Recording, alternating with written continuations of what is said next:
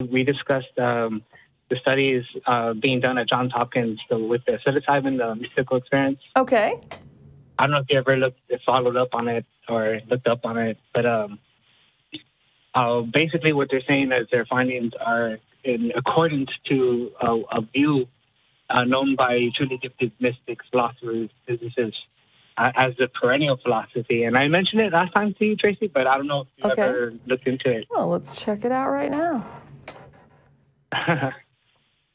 Yeah. In the meantime, though. Yeah, keep talking. Yeah. Is this what you call? Is this the same thing you called about to talk heathen on? That yeah. People who are dosed with psilocybin. Yes. Had mystical. And I heard your criticism last time, man, and I wanted to make a comment, but something happened on the call. I don't know how it dropped, man. I don't know. Oh yeah, go ahead. No. You never answered what mysticism is, or what a mystical experience is. You say that all of these people experience mystical experience, and then you said, "Oh well, I know the definition." I'm not sure. Wait. So I did take a quick look at this page, right, on perennial philosophy, and what it says here is that it's a perspective within the philosophy of religion which views each of the world's religions and spiritual traditions as sharing a single universal truth and a single divine foundation of knowledge. Is that your understanding? Yeah, exactly. Okay, so this really doesn't matter if a person has a mystical experience or not, because that would be irrelevant. Some religions don't have mystical experiences, and yet they would be part of this tradition as well, correct? No, I think what the scientists are trying to say is that the authentic religion resides in individuals engaging this, what they're calling. Yeah, no, I don't think that science tells us what is authentic religion.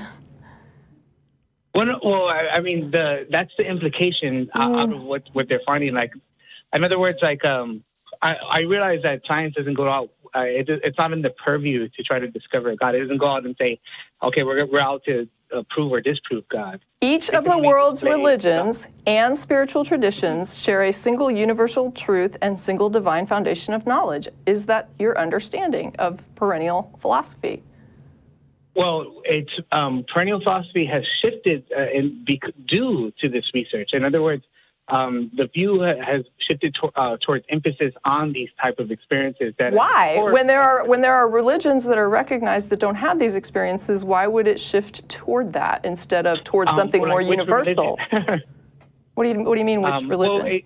Well, remember, it refers to the major religions. So if you're referring to something outside of that, then because perennial philosophy is speaking on the origin of the major religions. Right, and I was raised Christian, and we did not believe in mystical experiences. So I'm saying we would be a religion as well. You may not. I don't know if you study comparative religion, but if you go back to the schism of 1054. There was the original Roman Catholic Church was separated.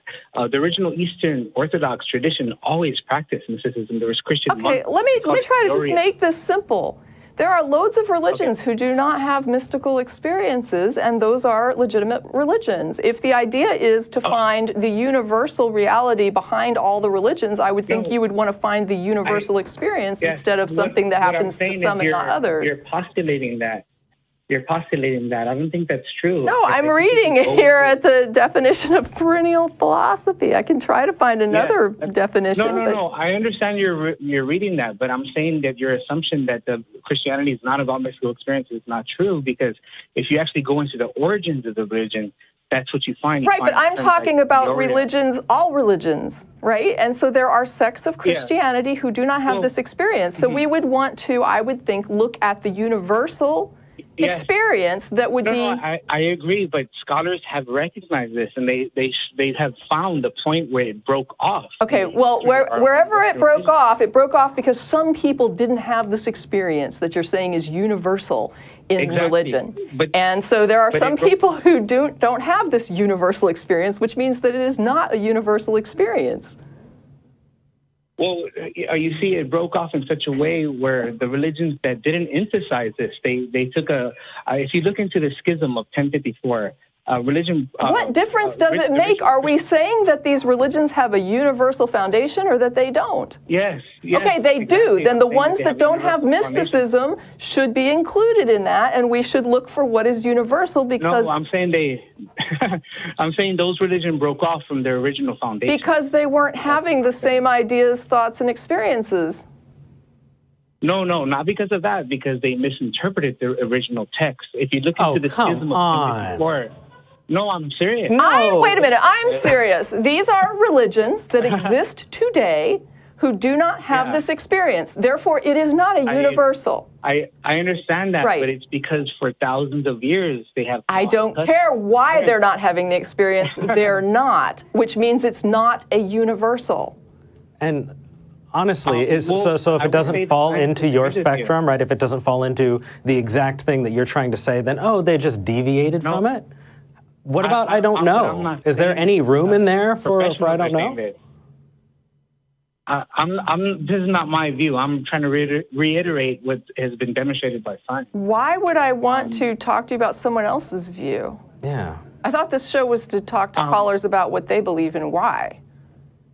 Sure, but I'm adhering to the science. I'm trying to, you know what I mean? I follow evidence as well, and I follow these things. Science doesn't tell us about true religion. Yeah, that word, I don't think it means what you think it means.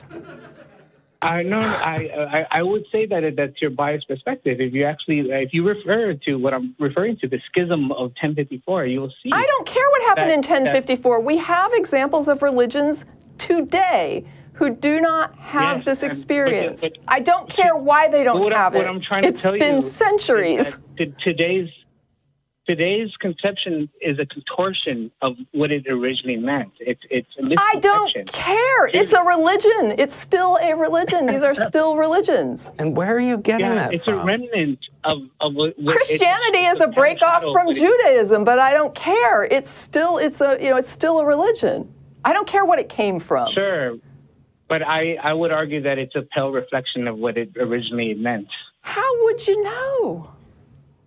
Because reasons. Right, but maybe they found how do you know they didn't have a better path and that's why they broke off? That they didn't find a more real path? I can give you another example. Are you familiar? You're familiar with Greek religion, Zeus and his offspring and so forth. Yeah, right? And Roman mythology, which follows very closely. Well, did you know that the major philosophers like Plotinus, Socrates, Plato, they criticize the mainstream religion as being something born out of the human imagination, Zeus and all his offspring.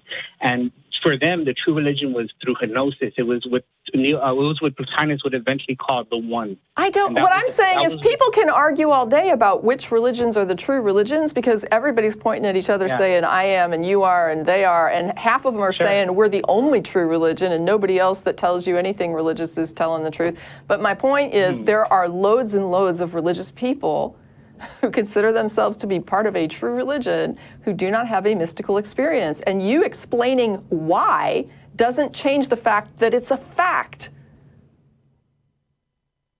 I disagree. I mean, you can't disagree. It's a fact. Some people who are religious don't have mystical experiences. And you have no more right to say that their religion is false than they have to say yours is.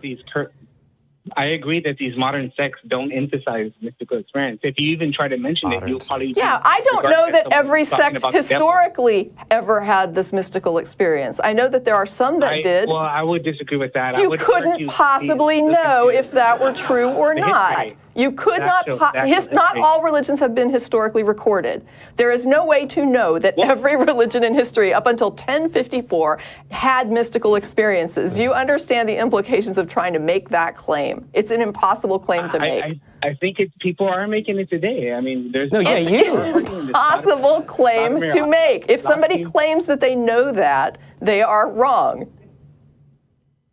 I disagree again. I think that you can tease apart these mystical... Okay, so he disagrees. I don't know what to say. We don't have a written history for every culture. We don't have written histories for many cultures that exist today. So I don't see how anybody could make these claims about every religion that ever existed everywhere on the planet for all time, up until 1054, when suddenly there was this breakout of people who didn't have mystical experiences, which would show that it's not a universal, and it hasn't been for centuries. So if you're looking for a universal, that's not it. I wholeheartedly agree. I'm right there with you. His evidence earlier today was people who take magic mushrooms get high. Yeah. And there. Okay. So. All right. So that is that. So.